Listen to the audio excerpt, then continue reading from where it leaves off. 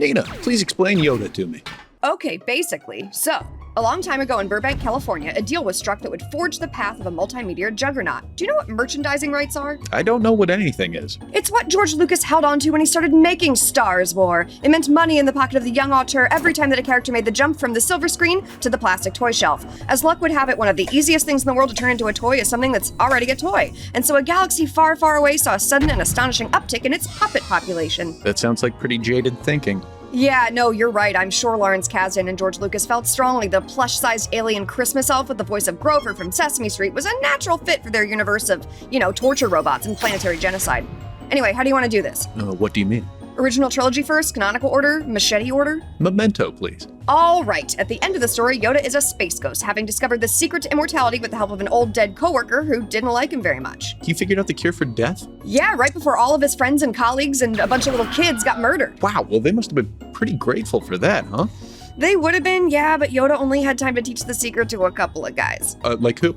Well, himself, a dude who was about to retire at age 40, and the guy who killed all those kids earlier. Yeah, it's never the ones you hope are going to be space ghosts. Before you can become a space ghost, though, you positively have to be dead, and Yoda croaks from severe passive aggression after his last student cuts class to hang out with his friends for a while. Well, that showed him. Had to be done, Tom. Yoda was real mad because the kid had barely learned any of the Force yet. But what is the Force, Master Nina? Well, it depends on the movie. In The Phantom Menace, it's space cooties. In A New Hope, it's some hippie shit that old white guys could use to choke their employees or give traffic cops mommy brain. But by Empire, it's pretty much a catch-all superpower. Could make you do handstands, move stuff that was on walls off walls, tow your car for you. You know, the works. Wow, and Yoda knew how to do all of this? Well, he would. He'd been teaching little kids how to harness their godlike abilities for 800 years already. Wow, 800 years? I imagine there's a lot of backstory there. Nah. Nah? Yeah, somehow the world's most exhaustively nerded up franchise managed to put together an extensive backstory for the fat diner alien and gave a whole TV series to that chump with 2 lines who fell into a sand butt, but never got around to giving Yoda's species a name. That's awfully withholding.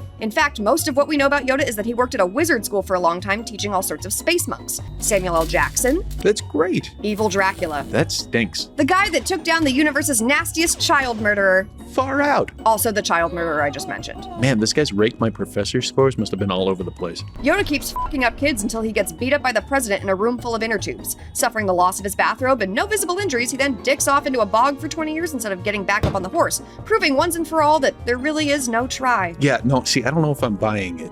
Like, in 50 years of Star Wars stories, no one ever thought to explain what Yoda's whole deal was? Not directly, no, but there are some things that we can infer thanks to the introduction of Grogu the Baby Yoda in The Mandalorian. Such as? Well, whatever their species is called, they love macarons. Dope. They have the inherent ability to throw space rhinoceroses through the air, so their daycares are probably a hellscape of telekinetic atrocities. Parenthood is such a blessing. And we can be pretty sure that the reason we don't see a lot of frogman Jedi is that Yoda would have eaten all of them as babies. I'm sorry, what? They're baby eaters, Tom. The whole grassy skin, travel size, anastrophic lot of them. The franchise waited until everybody owned a Baby Yoda pillow pet to come clean with this detail, but they'll eat a baby like they're auditioning for a role in Austin Powers 4. But the younglings. What, you think Anakin came up with the youngling crushing spiel on his own? Grow up, the guy wasn't that creative. His greatest enemy was dry dirt. Wow, kidnapping children and conscripting them into service to an ancient religion with nothing but strange older men for company is starting to seem like a flawed system. Well, there's 2 sides to every argument, Tom. Okay, and what's the other side of the baby-eating zealotous godchildren and kidnappers coin? Just look at him. Aw. Hey, this is Tom from OK So Basically. Thank you so much for watching. Did you know that if you like and subscribe, you could win a speedboat? Not from us, but I don't know, you could win it elsewhere.